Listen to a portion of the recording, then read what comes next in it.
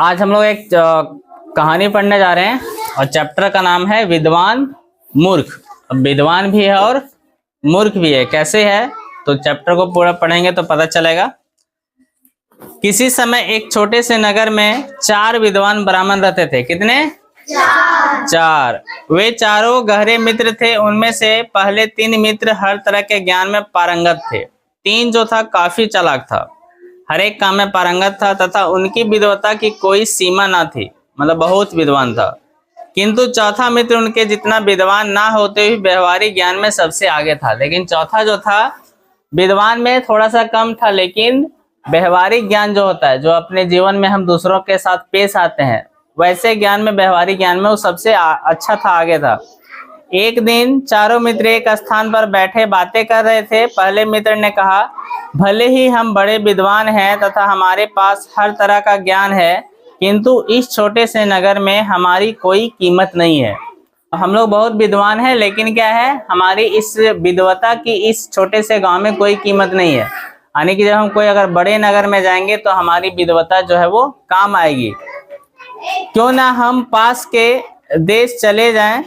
मुझे पूरा विश्वास है कि वहां का राजा हमारी विद्वता से प्रभावित होगा और हमें उच्च पदों पर नियुक्त कर देगा। इस तरह हमारा भाग्य बदल जाएगा और हमारी ख्याति दूर दूर तक फैल जाएगी।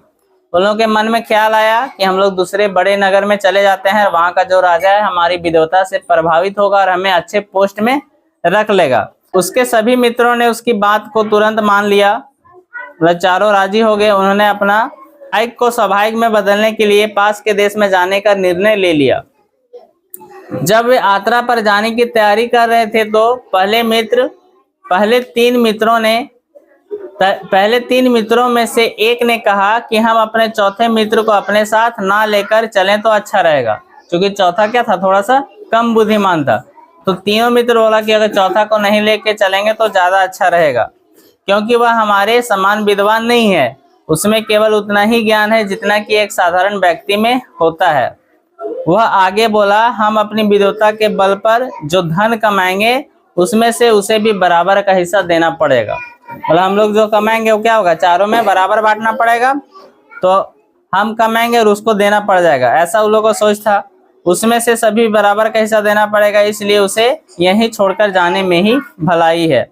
किंतु उसके इन 2 मित्रों ने उसकी बात को नहीं माना। उन्होंने कहा कि वह कई सालों से क्या है, हमारे साथ रह रहा है, हमारा मित्र है, इसलिए उसे यहाँ छोड़कर जाना उचित नहीं है।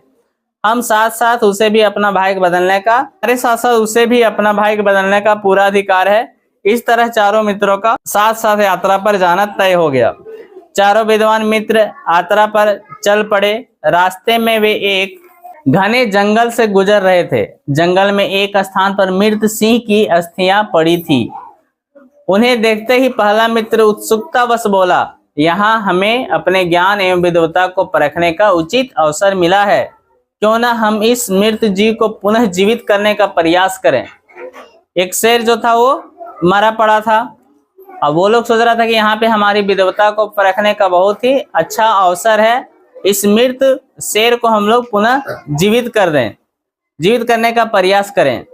मैं इनके अस्थि पिंजर को सही रूप प्रदान कर सकता हूँ। पहला मित्र क्या बोला कि मैं इसके अस्थि पिंजर को सही रूप प्रदान कर सकता हूँ, मतलब सारे जो हड्डियों का जो ढांचा उसे जोड़ देगा। दूसरा बोला कि मैं इसके अस्थि पिंजर को मांस, रक्त व खाल प्रदान कर सकता हूँ। शरीर के लिए क्या क्या चाहिए, हड्डी चाहिए, उसके बाद ब्लड चाहिए, मांस चाहिए। तो दूसरा बोला कि मैं इसके लिए मांस, रक्त और खाल प्रदान कर दूंगा। वहीं तीसरा बोला, उनकी बात सुनकर तीसरा मित्र बोला, मैं इसको मृत शरीर में प्राण डालकर उसे पुनः जीवित कर सकता हूँ। चौथा मित्र उनकी बातें सुनकर आश्चर्य में पड़ गया, परंतु वह चुप ही रहा बेचारा। उसके बाद पहले विद्वान मित्र ने आसपास बिखरी अस्थियों को इकट्ठा किया तथा उन्हें व्यवस्थित करके एक अस्थि पिंजर तैयार कर दिया। फिर दूसरे मित्र ने अपनी विद्वता व सिद्धि के बल पर उस अस्थि पिंजर को मांस और रक्त और खाल प्रदान कर दिया।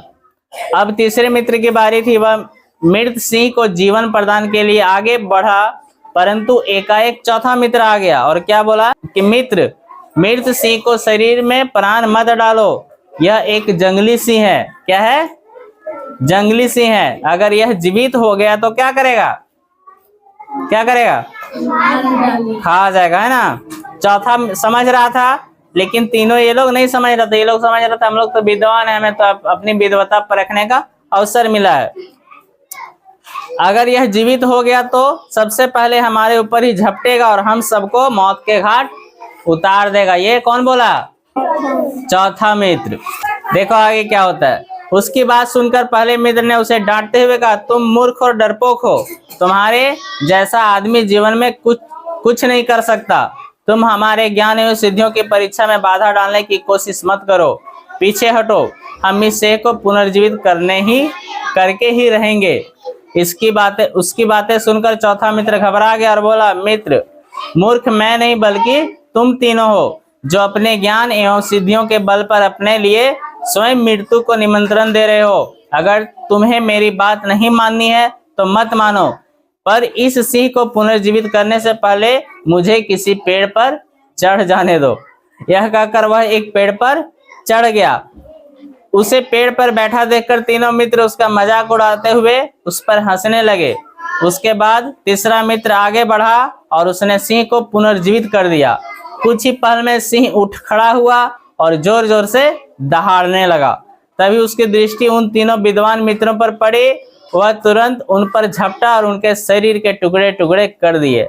अब शेर तो थोड़ी समझ रहा है कि तुम विद्वान है तो तुमको नहीं खाएंगे, समझ रहा है क्या? उसको तो क्या चाहिए? खाने के लिए चाहिए, शिकार चाहिए उसको।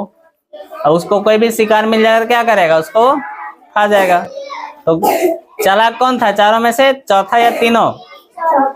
चौथा क्या था? चालाक के साथ साथ क्या था? बुद्धिमान भी था। समझ गया? तो चैप्टर का नाम क्या था? विद्वान मूर्ख। तीनों विद्वान तो था, लेकिन क्या था? मूर्ख भी था। तो विद्वान और मूर्ख एक साथ हो सकता है। विद्वान होना ये नहीं कि तुम हमेशा विद्वता का ही पहचान दोगे। विद्वान अगर हो तो आप कभी कभी ऐसा काम कर बैठते हो जो मूर्खता का पहचान हो जाता है। समझ में आया?